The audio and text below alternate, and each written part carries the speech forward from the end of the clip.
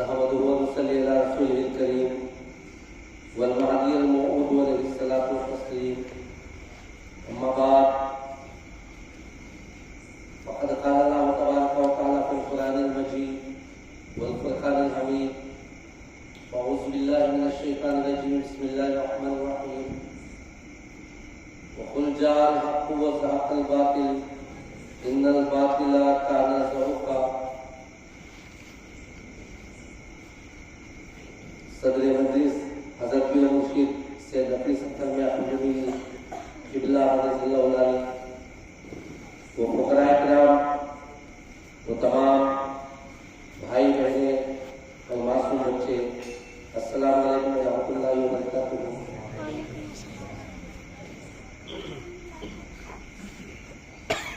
اللہ کا فضل و کرم ہے کہ جس نے ہم کو ایمان کی دولت سے نوازا اور حضرت امام مہدی موعود علیہ السلام کی سیرت پر یہ مجلسیں رکھنے کا موقع عنایت فرمایا. امام مہدی موعود علیہ السلام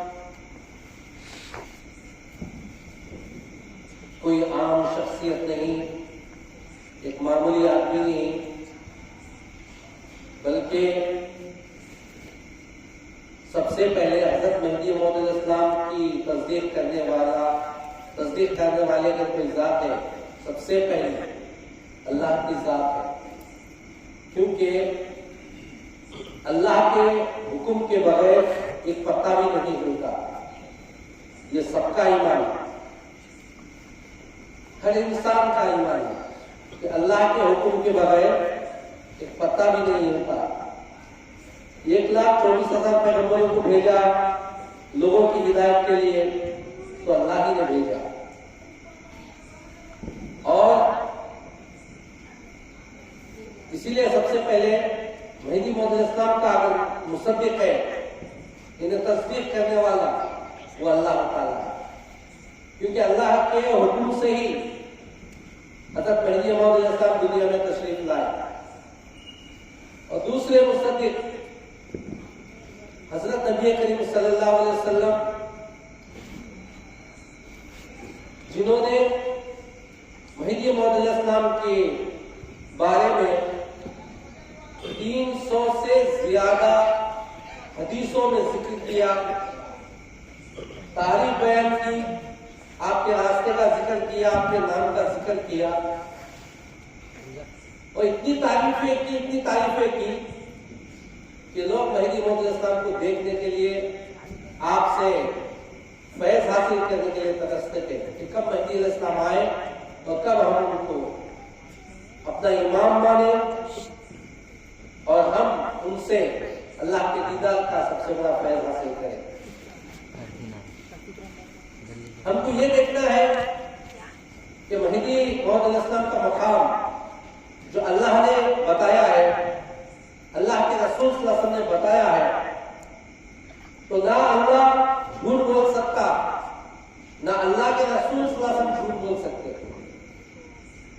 اگر کوئی گمان کرے کس کے بارے میں؟ مہدی علیہ السلام کے بارے میں، کہ ابھی نہیں آئے،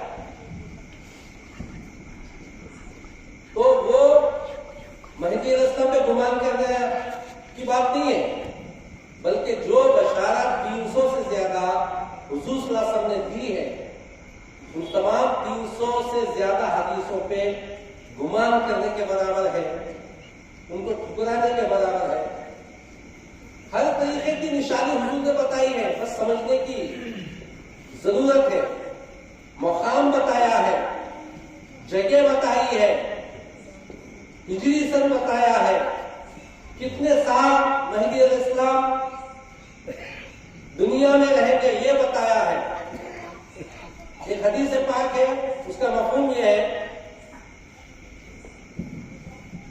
کہ میری ہاتھ سے ایک شخص دنیا میں آئے گا، یعنی بی بی فاطمہ رضی اللہ عنہا کی اولاد سے، اس کا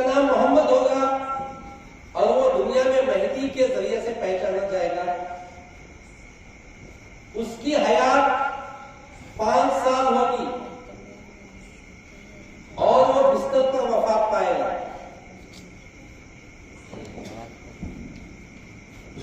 پھر ایک شخص بی بی فاطمہ ہی کی اولاد سے دنیا میں تشریف لائے گا. اس کی خلافت کی مدت 20 سال ہوگی. وہ مہدی کی سیرت پر ہوگا اور وہ جنگ کر کے شہید ہوگا. ہم تو سمجھ رہے ہیں کہ صرف مہدی کا ذکر حضور نے بتایا ہے، لیکن حضور نے تو مہدی موعود علیہ السلام کے قوم کے بارے میں بھی بتایا اور ایک ایسے شخص، ایسی شخصیت کے بارے میں بھی بتایا. آپ کو بتا دیتا ہوں کہ پہلی جو بات ہے حضور نے جو بتایا کہ مہدی میری آل سے ہوگا، یعنی جو مہدی موعود علیہ السلام کا جو شجرہ ہے، سلسلہ ہے، وہ حضور تک پہنچے گا. پھر اس کی خلافت کے لیے وہ دنیا میں 5 سال رہے گا. کون؟ مہدی موعود علیہ السلام. تو 5 سال کیسے رہے گا؟ بڑلی میں، وڈلی جس کو کہتے ہیں، ہجری سن 905 میں آپ نے مہدی ہونے کا دعویٰ کیا. تیسرا دعویٰ جو کیا 905 ہجری میں دعویٰ فرمایا اور آپ کا وصال ہوا ہجری سن 910 میں. حدیث کو سمجھنے کی کوشش کریں. حضور نے کیا فرمایا کہ وہ مہدی جو آئیں گے ان کی حیات 5 سال ہوگی اور وہ بستر پر وفات پائیں گے. تو مہدی موعود علیہ السلام جو حضور کے مطابق ہجری سن 847 میں دنیا میں آئے، اس کے بعد آپ نے تیسرا جو دعویٰ کیا وہ ہجری سن 905 میں کیا، اور اس کے بعد ہجری سن 910 میں آپ دنیا سے پردہ فرما گئے افغانستان فرامباد میں. تو دعویٰ 905 میں کیا اور وصال ہوا ہجری سن 910 میں. تو دنیا میں کتنے سال رہے؟ 5 سال.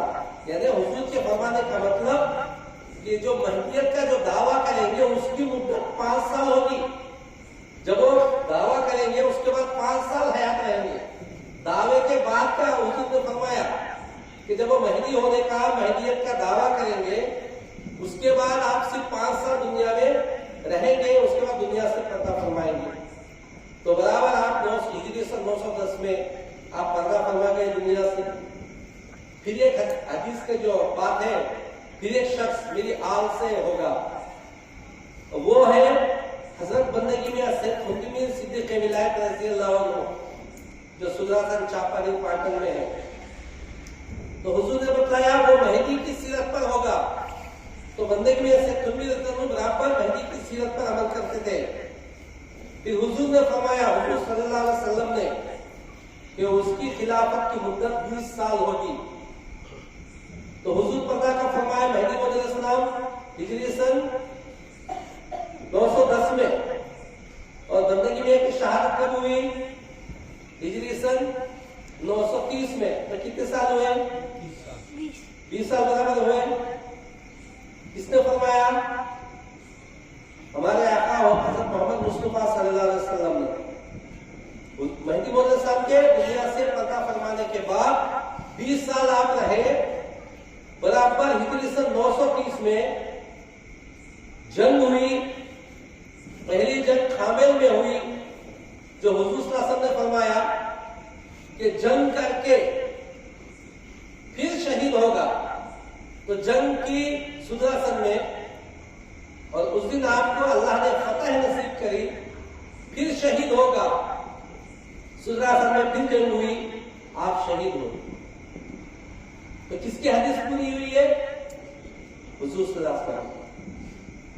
حضور صلی اللہ علیہ وسلم کا ایک ایک اشارہ تمام عالم اسلام کے لیے ہدایت کا موجب ہے. اگر حضور صلی اللہ علیہ وسلم کی ایک بات اپنے کو سمجھ میں آئے کہ نہ آئے، حضور نے فرما دیا آمنا و صدقنا.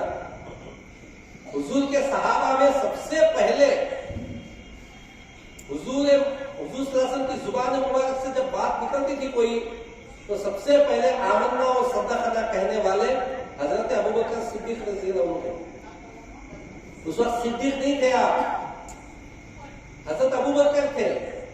لیکن جب معراج کا واقعہ گزرا, حضور اسلام چند سیکنڈوں میں ساتھ آسمان پر گئے, جنت دیکھا, دوزخ دیکھا, سب لوگوں کو دیکھے, پیغمبروں سے ملے, بیت المقدس میں نماز پڑھائی, پھر اللہ سے ملے, نماز روزے فرض ہوئے, واپس آئے, پھر صلی اللہ علیہ وسلم سے ملاقات ہوئی, پھر آئے اسی جگہ جہاں سے آپ تشریف لے گئے تھے.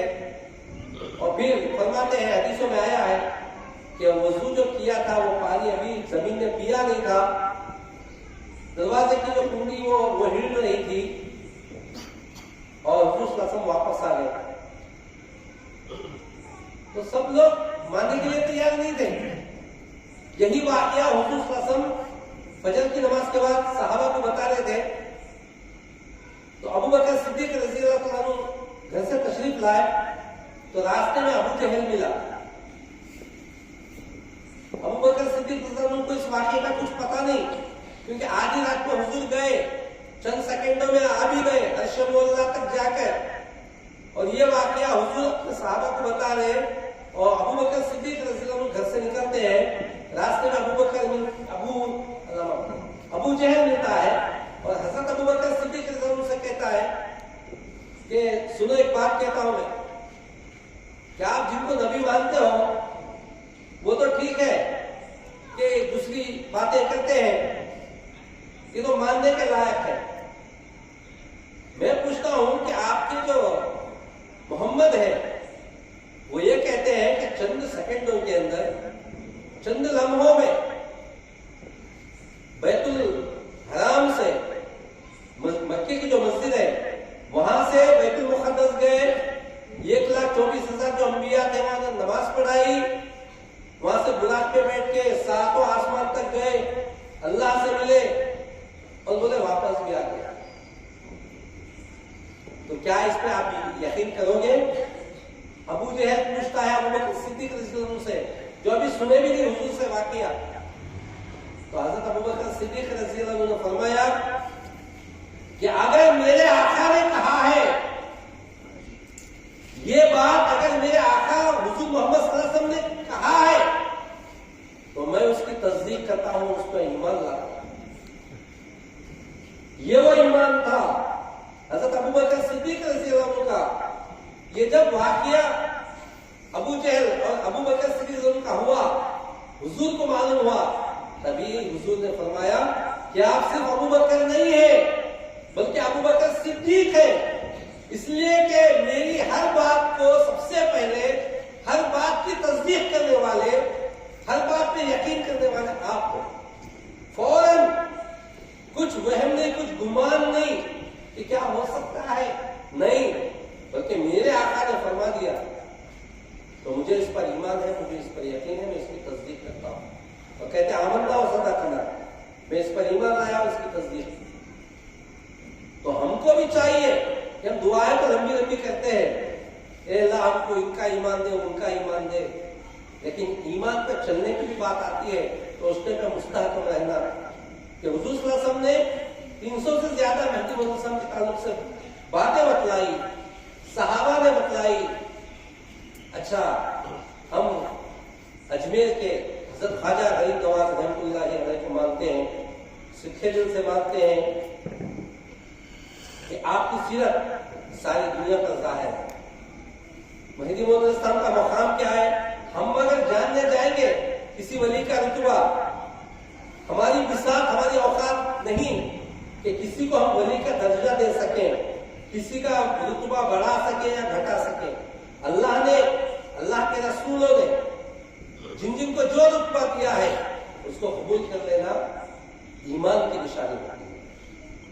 حضرت خواجہ غریب نواز رحمۃ اللہ علیہ نے ایک دعا لکھی ہے, مناجات, ایک دعا لکھی ہے جس کے اندر حضرت نے یہ نہیں لکھی ہے, اس کے اندر یہ دعا کی ہے, اے اللہ میری اس دعا کو حضرت رسول اللہ صلی اللہ علیہ وسلم وہ حضرت مہدی علیہ السلام کے صدقے میں قبول کر. کون فرما رہے ہیں؟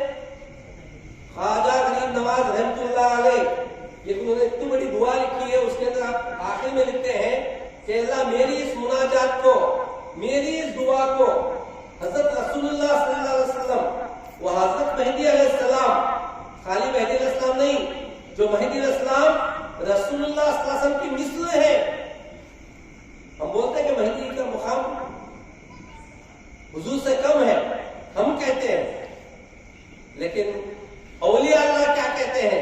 خواجہ غریب نواز رحمۃ اللہ علیہ، یا اللہ تو حضرت رسول اللہ صلی اللہ علیہ وسلم اور حضرت مہدی علیہ السلام جو رسول اللہ صلی اللہ علیہ وسلم کی مثل ہے، آپ ہمارے دونوں ایک ہے، دونوں کا مقام ایک ہے، دونوں کا مرتبہ ایک ہے. اے اللہ ان دونوں کے صدقے میں تو میری مناجات، میری دعا کو قبول کرنا. صرف زیارت کرنا کافی نہیں ہے، بلکہ ان کی بات کو بھی سوچنا کہ حضرت خواجہ غریب نواز رحمۃ اللہ علیہ کی نظروں میں مہدی موعود الاسلام کا مقام انہوں نے بتایا کہ مہدی الاسلام معمولی نہیں ہے، معمولی بشر، سامانیہ مانس نہیں، بلکہ رسول اللہ صلی اللہ علیہ وسلم کے برابر ہے. تو ہم کو ان کی نظر سے اگر ہم دیکھیں گے تو مہدی موعود الاسلام کا مقام معلوم ہوگا. اچھا، مہدی، ایک تو مہدی الاسلام کا نام حضور نے دیا، اور دوسرا کہ مہدی، لوگ پوچھتے ہیں کہ مہدی کا نام قرآن میں کہاں ہے. آپ قرآن شریف جب کھولتے ہیں تو پہلے اللہ کے 99 نام آتے ہیں. جب آپ کھولیں گے کعبے کی تصویر آتی، کعبۃ اللہ کی، اور 99 نام آتے ہیں اللہ کے.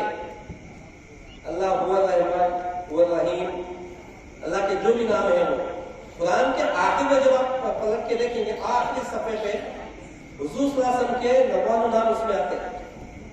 آپ دیکھے ہوں گے گول گول کے ساتھ حضور صلی اللہ علیہ وسلم کے ناموں میں آپ دیکھیں گے مہدی کا نام ہے، مہدی کا نام ہے حضور کے ناموں میں. اب آپ بولیں گے تو بولیں گے وہ تو حضور کا نام ہے، لیکن بے شک حضور کا ہی نام ہے، حضور کا نام نہیں ہے، حضور کے القاب ہے، حضور کی وہ صفتیں ہیں.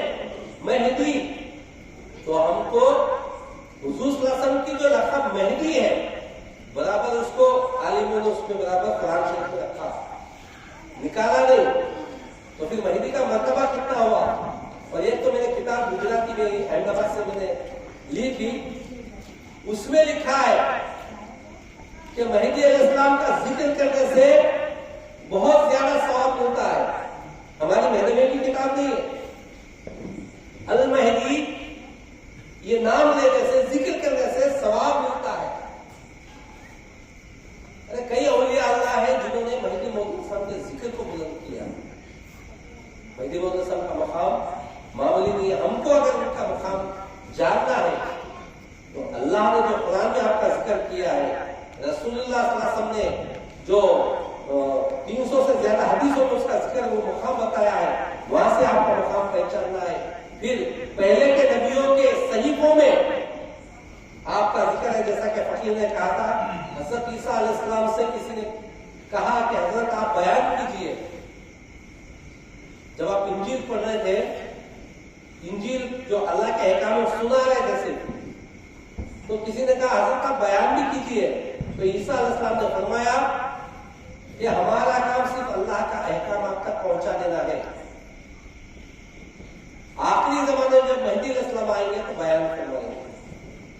تو عیسیٰ علیہ السلام مہدی موعود الاسلام کا ذکر کر رہے، اور پھر ہم اگر مہدی موعود الاسلام کے مقام کو گھٹائیں گے تو پھر ہوتا کیا ہے کہ آپ کا ایمان اللہ تبارک و تعالیٰ سلب کر لیتا ہے. ایک واقعہ بولتے ہوئے میں اپنی جگہ لیتا ہوں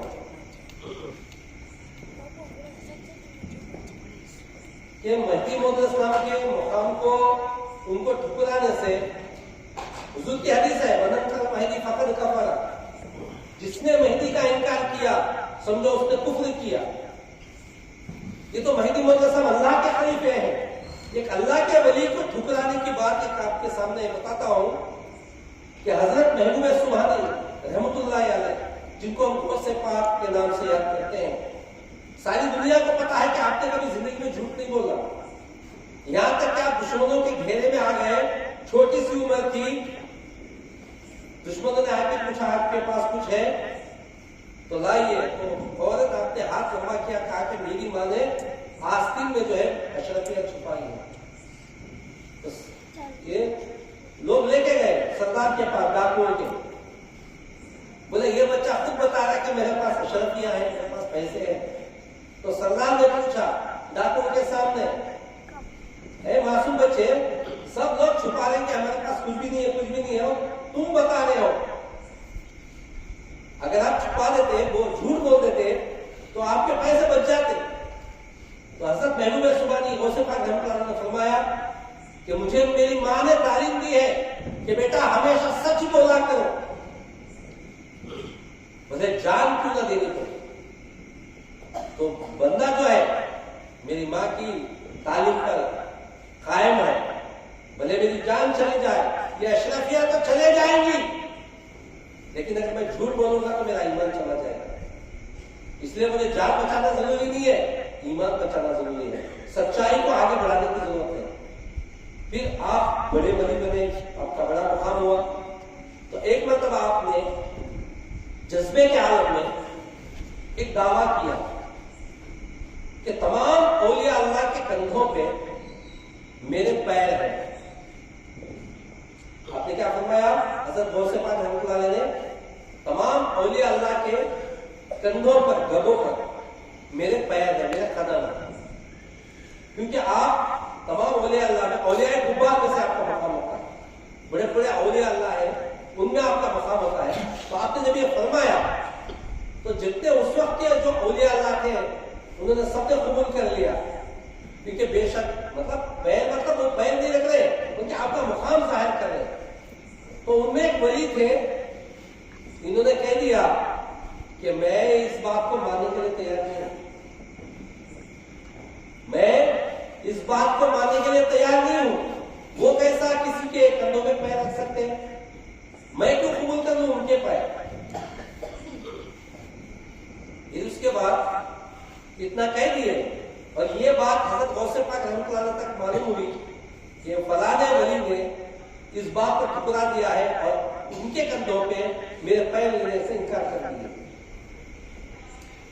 تو حضرت نے بول دیا، زبان سے نکل گیا کہ ٹھیک ہے میرے پیر نہیں لیں گے، میرے قدم نہیں لیں گے، لیکن خنزیر کے قدم وہ لے لیں گے، بھون جس کو کہتے ہیں جو جانور ہے، ان کے کندھوں پہ اور اس کے پیر ہوں گے۔ اب جو بیٹھے ہوئے تو وہ تعجب ہو گئے، ایک ولی کے اوپر بھون کیسے بیٹھ سکتا ہے؟ اب آپ نے تو فرما دیا، آپ نے ہمیشہ سچ بولا ہے اور اللہ آپ کی بات کو سچ کر کے دکھاتا تھا۔ تو وہ ولی ایک بار جنگل سے گزرے تو وہاں انہوں نے دیکھا کہ ایک خوبصورت لڑکی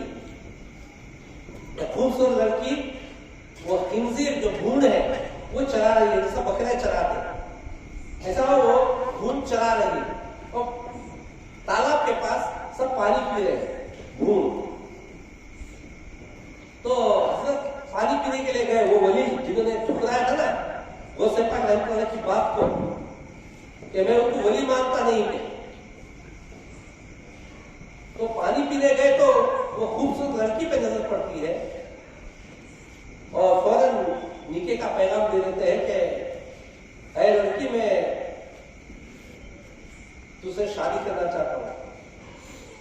وہ لڑکی کہتی ہے حضرت آپ کے چہرے پہ داڑھی ہے، آپ کا اسلامی لباس ہے، آپ کے چہرے پہ نور ہے، آپ مسلمان ہیں اور میں یہودی ہوں، اور ایسے میں ہمارے ساتھ نکاح تو جائز ہی نہیں ہے، اور دوسری بات میں کیا چلا رہی ہوں، بھون چلا رہی ہوں، اور آپ کے اسلام میں یہ جانور کا حرام ہے، آپ تو اس جانور کو حرام سمجھتے ہو، پھر میرے سے شادی کرو، کیسے کرو گے آپ؟ تو انہوں نے کہا نہیں میں تو تم مجھے پسند آ گئی ہو، میں تمہارے ساتھ شادی کرنا ہی چاہتا ہوں۔ وہ منع کرتے نہیں، آپ کا مذہب الگ، میرا مذہب الگ، آپ میں جو حرام ہے وہ ہمارے پاس حلال ہے، کیوں گناہ میں پھنستے ہو، آپ چلے جاؤ۔ بولے کہ نہیں مجھے تو آپ سے نکاح کرنا ہے۔ تو اس نے کہا ٹھیک ہے میں میرے ابا جان سے بات کر لیجیے۔ تو وہ لڑکی کے ساتھ ساتھ میں وہ جو ولی تھے ساتھ ساتھ میں جاتے ہیں، اس کے باپ سے بات کرتے ہیں۔ وہ باپ کہتا ہے کہ ٹھیک ہے نکاح اگر آپ زبردستی کر رہے ہو تو میں نکاح کرنے کی اجازت دیتا ہوں، لیکن یہ شرط ہے کہ شادی کرنے کے بعد جو کام میری لڑکی کر رہی ہے وہ آپ کو کرنا پڑے گا۔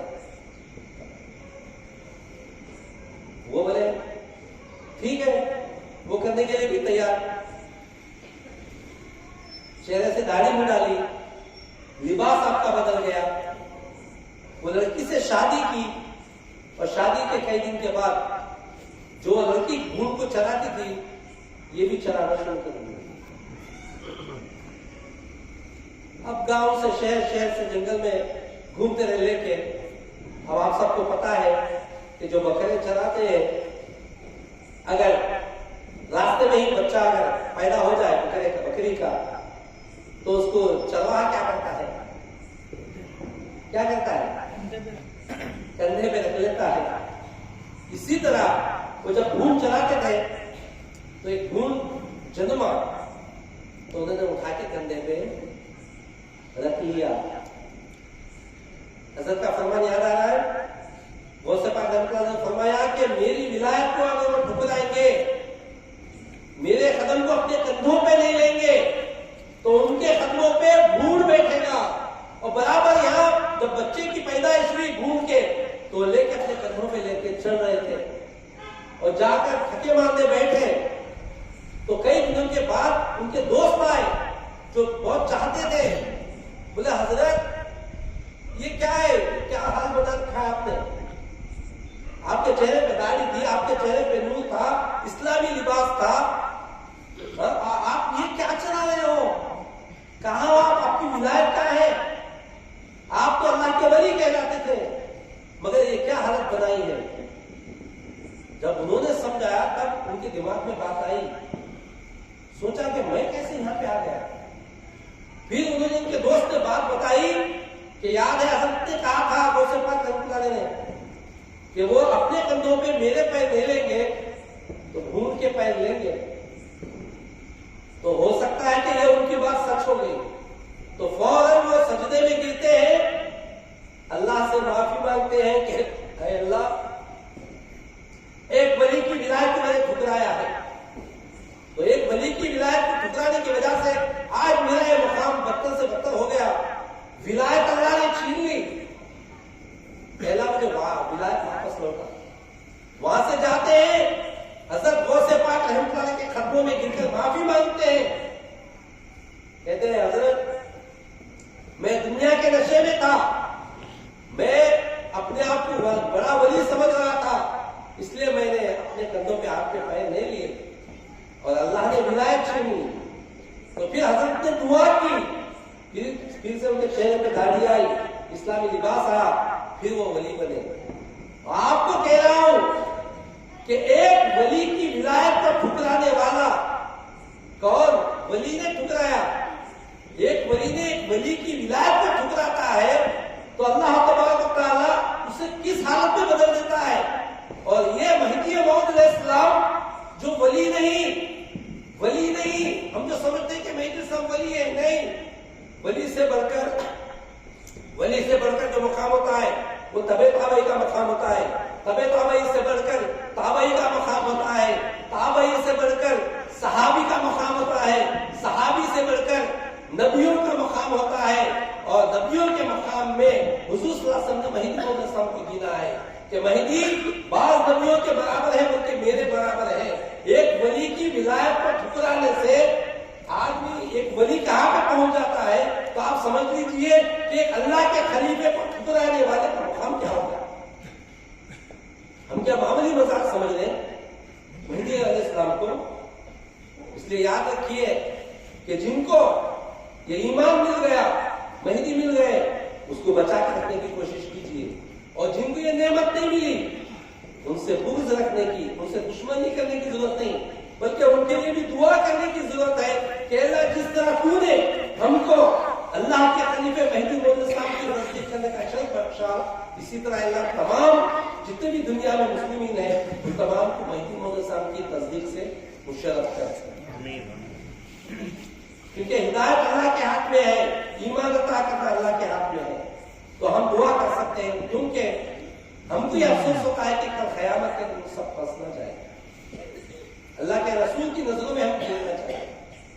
اللہ ہم سب کو مہدی موعود علیہ السلام کی تصدیق کرنے کی اور ان کے تعلیمات پر ہم کو عمل کرنے کے توفیق عطا فرمائے۔ اب آپ کے سامنے حضرت پیر و مرشد سے نبی صلی اللہ علیہ وسلم نے خیال فرمایا.